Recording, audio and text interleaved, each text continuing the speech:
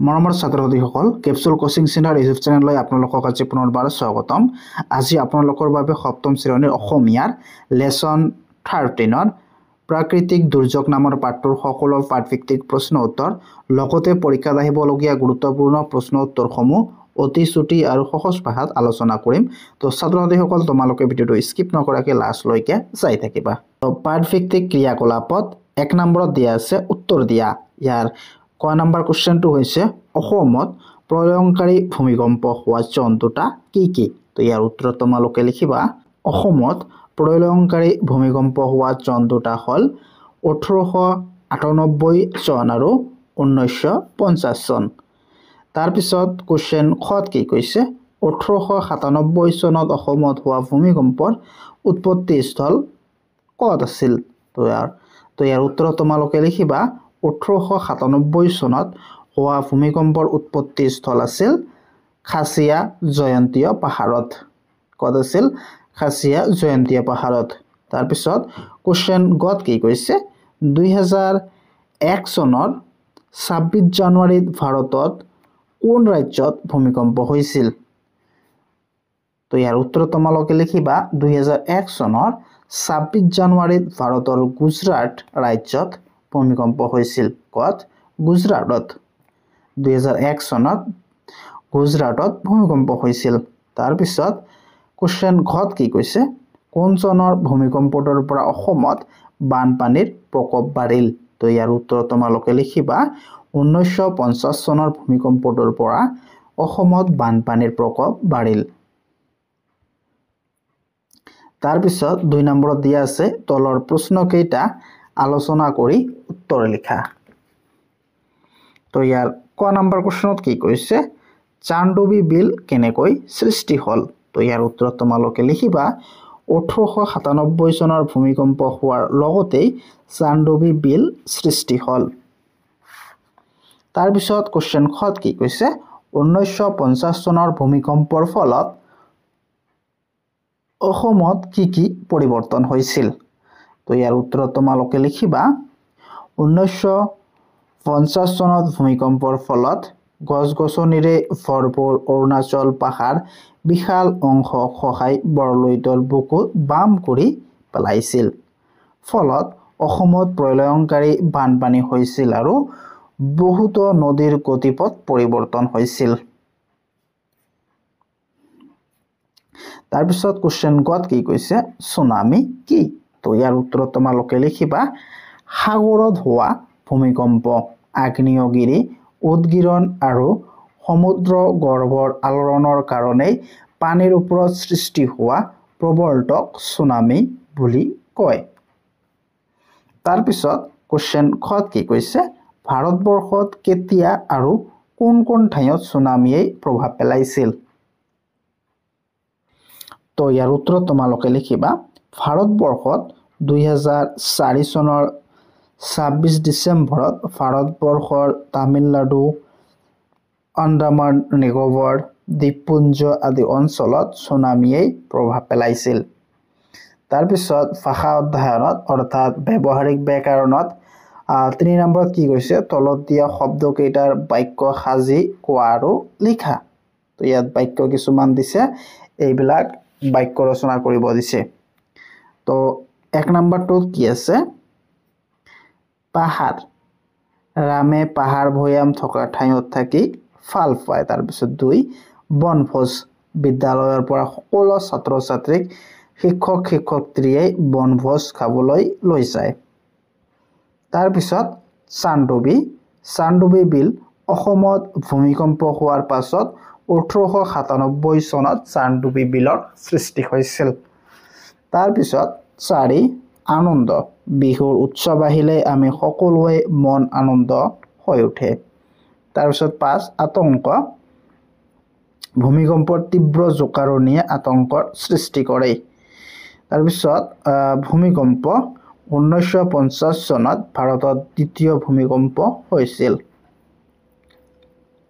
তাৰ পিছত জানো হাত পাঠত পোৱা তলত শব্দকেইটা কেনেকৈ গঠন হৈছে চোৱা। তো ইয়াত কি দিছে প্ৰকৃতি যোগ এক প্ৰাকৃতিক ৰূপান্তৰ যোগ এক ৰূপান্তৰিত তাৰ পিছত জয়ন্ত যোগ ইয়া জয়ন্তীয়া সমাধান যোগতা সবা সাৱধান যোগতা সাৱধানতা ওপৰৰ উদাহৰণ কেইটাৰ শব্দৰ পাছত প্ৰত্যয় লগ হৈ একোটা অৰ্থপূৰ্ণ শব্দ গঠন হৈছে প্ৰথম শব্দটো হৈছে মূল শব্দ বা প্ৰকৃতি এই মূল শব্দ বা প্ৰকৃতিৰ লগত একোটাকৈ প্ৰত্যয় যোগ কৰা হৈছে এই সংযোজিত ৰূপটোৱে হ'ল প্ৰত্যয় যেনে প্ৰকৃতি যোগ এক প্ৰাকৃতিক ইয়াৰে প্ৰত্যয় হ'ল এক তো তোমালোকে প্ৰত্যয় কাক কয় এইটো জানিলা তাৰ পিছত 4 নম্বৰত দিয়া আছে উদাহৰণৰ দৰে শব্দ গঠন কৰা আৰু অভিধান চাই অৰ্থ জানি লোৱা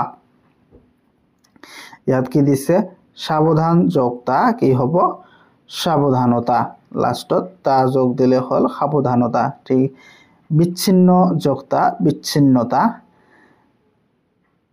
বিভিন্ন যোগতা বিভিন্নতা মানে লাষ্টত এই তাটো যোগ কৰিলে এটা অৰ্থপূৰ্ণ শব্দ ওলাই এনেকৈ তোমালোকক শব্দ বনাব দিছে বিশাল যোগতা বিশালতা প্ৰসাৰ যোগতা প্ৰসাৰতা এইবিলাক দি এতিয়া কিছুমান বাক্য বনাব দিছে বা ইয়াৰ অৰ্থ জানিব দিছে তোমালোকক কি সাৱধানতা ইয়াৰ অৰ্থ হৈছে সতৰ্কতা বা তাৎপৰতা বিচ্ছিন্নতা ইয়াৰ অৰ্থ হৈছে বেলেগ বা এৰা এৰি বিভিন্নতা ইয়াৰ অৰ্থ হৈছে নানানতা বিশালতা ইয়াৰ অৰ্থ হৈছে বিস্তৃতি বা বৃহত্তম তাৰ পিছত প্ৰসাৰতা ইয়াৰ অৰ্থ হ'ল বিস্তাৰিত তাৰ পিছত জানোহাত কি কৈছে জম্মু কাশ্মীৰ আৰু গুজৰাট ৰাজ্য ভূমিকম্প প্ৰবণ অঞ্চল হিচাপে চিহ্নিত হৈছে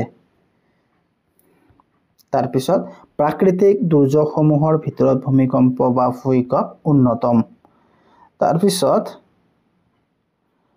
ওপৰৰ বাক্য দুইটালৈ চোৱা ইয়াৰ প্ৰথম বাক্যটোত আৰু দ্বিতীয় বাক্যটোত বা এই দুটা শব্দ বাক্যকেইটাক সংযোগ আৰু বিয়োজক কৰিছে বাক্যকেইটা আৰু শব্দৰ বাক্যত জোৰ লগোৱা বা জোৰা লগোৱা আৰু বা শব্দটোৱে এটাৰ সলনি আনটোক ব্যৱহাৰ হোৱা বুজায়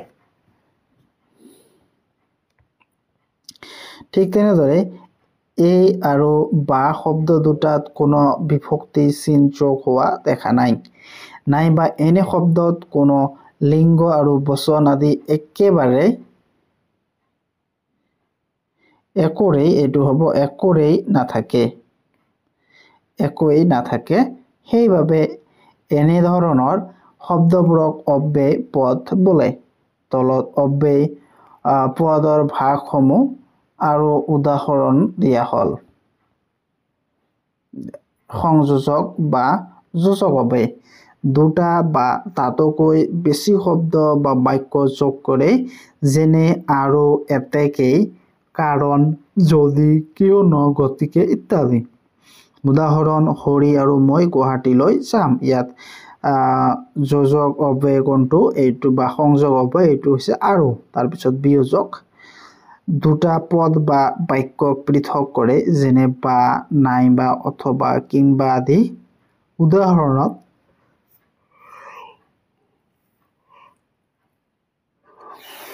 এটা পদুম ফুল বা এখিলা পান আঁকা তো এইটো পৃথক কৰা এইটো কি বিয়োজক অব্যয় বোলে ভাৱবোধক অব্যয় মনৰ ভাৱ প্ৰকাশ কৰে যেনে হাই হাই ও উস বা চি চি আদি উদাহৰণ বা কি বঢ়িয়া খেল তাৰপিছত সম্বন্ধবোধক অব্যয় সম্বোধনৰ বাবে ব্যৱহাৰ হয় যেনে হেৰা হেৰা টুকি হেৰা ঐ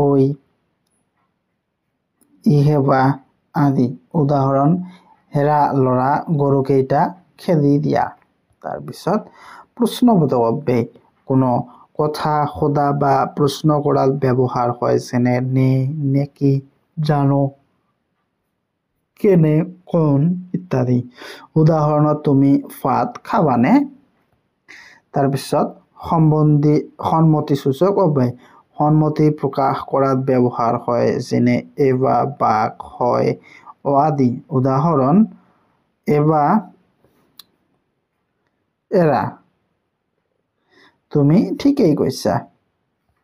তাৰপিছত সময়সূচক অব্যয় সময়ৰ ধাৰণা দিওঁতে ব্যৱহাৰ হয়, যেনে এতিয়া, যেতিয়া, কেতিয়া, অথনি আদি। উদাহৰণ তুমি ঘৰলৈ কেতিয়া আহিবা।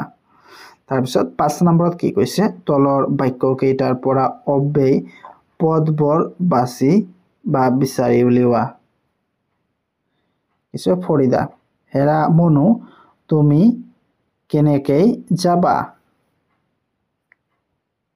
এইটো হ'ল সম্বন্ধবাচক বা অব্যয়। তাৰপিছত বাছ বা ৰিক্সা যাম বুলি ভাবিছ, এইটো হ'ল সময়সূচক অব্যয়। তাৰপিছত পিছে মই এতিয়া নাযাওঁ দিয়া, এইটো হ'ল বিয়োজক অব্যয়। বাৰু হ'ব দিয়া, এইটো হ'ল ভাৱবোধক অব্যয়। ও আজি যে কি গৰম, মনু মোক ঠাণ্ডা পানী এগিলাচ দিবানে, এইটো হ'ল প্ৰশ্নবোধক বাক্য বা অব্যয়। হয় দিছো ৰবা, এইটো হ'ল সন্মতিসূচক অব্যয়। তুমি কাৰ লগত বজাৰলৈ যাবা, এইটো হ'ল প্ৰশ্নবোধক অব্যয়। আৰু খোৱালে একেলগেই যাম, এইটো হ'ল সংযোজক অব্যয়। তাৰপিছত 6 নম্বৰত কি কৈছে, পাঠত থকা জুৰীয়া শব্দবোৰ বিচাৰি লিখা। তো ইয়াত কি কি জুৰীয়া, চহৰ, নগৰ, ঘৰ, দুৱাৰ, হাজাৰ, হাজাৰ, এইবিলাক হ'ল জুৰীয়া শব্দ। লাহে লাহে, জম্মু কাশ্মীৰ, মুখে মুখে, উঠা নামা, ক্ষয়ক্ষতি, আলৈ আহুকাল।